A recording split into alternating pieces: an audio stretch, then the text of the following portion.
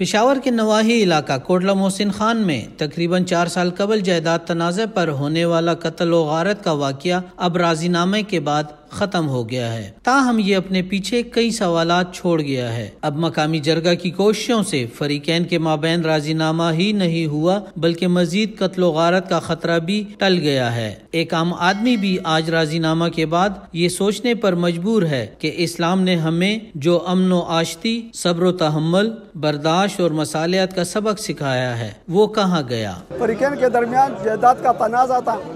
اور یہ تقریباً کافی عرصے سے یہ تنازع چلا، جس میں 5 بندے قتل ہوئے تھے اور 5 زخمی تھے۔ اس میں پہلے بھی بہت سے جرگے ہوئے تھے، لیکن اللہ نے اس جرگے کو کامیابی دی ہے اور اللہ کا احسان ہے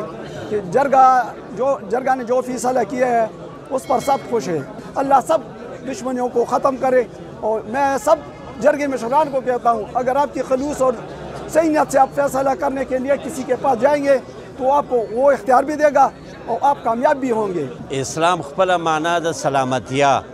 او د مسلمان معنام دا چې دی به تسلیم وي د الله احکاماتو ته۔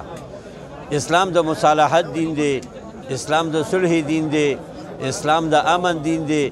اسلام موږ ته د باهم یو د بل سره د تعاون تعلیم راکوي، یو د بل سره د همدردۍ تعلیم راکوي، یو د بل سره د مینې او د محبت او د اخلاص تعلیم راکوي۔ دا شرپسندي دا د اسلام تعلیم نه دی، قتل و قتال د اسلام تعلیم نه دی، انسان وجنه د اسلام تعلیم نه دی۔ جب بھی پٹھانوں کے معاشرے میں ایسی کوئی بات آئی ہے کہ 2 فریقین کے درمیان میں کوئی تنازع بنا ہے،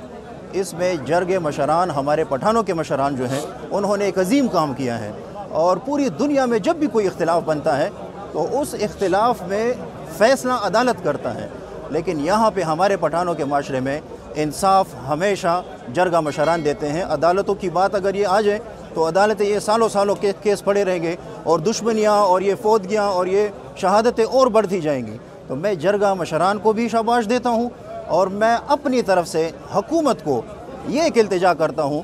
کہ پشاور کی سطح پر اور پورے پختونخوا کی سطح پر جہاں جہاں پٹھانوں کی نمائندگی ہے، ایک ایسا جرگہ سسٹم ترتیب دیا جائے کہ جتنے بھی مسئلے ان پٹھانوں کے معاشرے میں ہیں سب کے سب وہ اسی جرگہ کے تھرو پہ حل کیے جائیں، کیونکہ اگر یہ عدالتوں میں چلے گئے تو یہ پھر سالوں لگیں گے، یہ مسئلے حل نہیں ہوں گے۔ اس واقعے نے ایک مرتبہ پھر جرگہ کی اہمیت بھی اجاگر کر دی ہے، تاہم یہ بھی ایک سوال ہے کہ اگر اس تنازع کا حل یہی جرگہ پہلے ہی نکال لیتا تو اس خون خرابے سے بھی بچا جا سکتا تھا۔ اب بھی کچھ نہیں بگڑا، ضرورت اس امر کی ہے کہ مقامی جرگوں کے لیے سرکاری سرپرستی کا اہتمام کیا جائے۔ اگر ایسا نہ کیا گیا اور ان جرگوں کی اہمیت نہ مانی گئی تو پھر اسی طرح دلہن بیوہ، بچے یتیم اور ماں باپ کے بڑھاپے کے سہارے قتل ہوتے رہیں گے، اور دنیا کی امن کی خواہش کبھی پوری نہیں ہو سکے گی۔ شہزاد انجم، آج ڈیجیٹل، پشاور۔